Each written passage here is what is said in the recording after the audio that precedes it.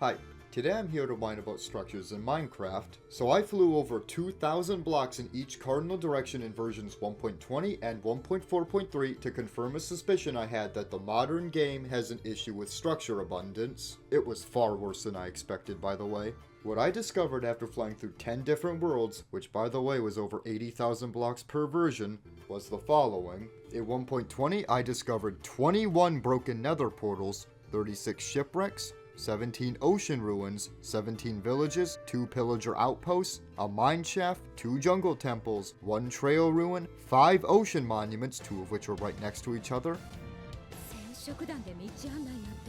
and 1 igloo. This will come out to a combined total of 103 structures. This ultimately means that in 1.20, you are likely to find a single structure per 776 blocks. In 1.4.3, on the contrary, I only found 3 jungle temples, 5 witch huts, 4 exposed dungeons, 7 villages, and 7 desert temples. Egypt shall forevermore be known as the land of giant boobies! Which only gives you a total of 26 structures. This ultimately means that in 1.4.3, you are going to find 1 structure per 3,076 blocks. Or in other words, 4 times more likely to find a structure in the modern game. The problem with all of this comes down to exploration fatigue. There is absolutely nothing exciting about finding the 5th shipwreck in a 1,000 block radius of your base. And hell, sometimes there are even multiple of them right next to each other. The Minecraft world today is so littered with structures that they're not even something you have to deliberately set out to find anymore because they're all within your immediate vicinity. Where is there any excitement in this? Minecraft is supposedly a survival adventure game, but that adventure part is just as meaningful as a trip to your local Walmart when everything can just be found immediately. I'll have 2 number 9s, a number 9 large. On top of all this, what you even obtain in the structures isn't very good to begin with. Ew! Paul! Here's the loot table for just some of the structures I found. And by the way, I was going to include all of them, but that would have been extremely boring to watch because there are so goddamn many structures! Anyways, most of this loot's great when you're starting out, but once you get to the middle and late game, why the hell would you stop for any of this? Loot and structure should either be more valuable, unique, or some combination of both. When you get iron early in the game from a structure, that's just some easy tools and potentially armor. No one short of a lunatic or idiot is going to turn down free diamonds. Paper and seeds? I don't know what you need the paper for, but seeds is just more future food, which everybody needs to survive.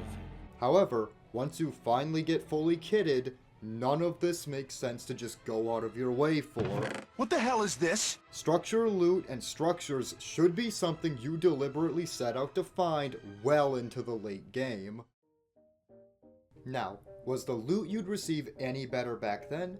No! In fact, even back in the day we would meme on how garbage the loot in jungle temples were because of how rare they were. Remember, we are talking about 1 structure per 3,076 blocks here.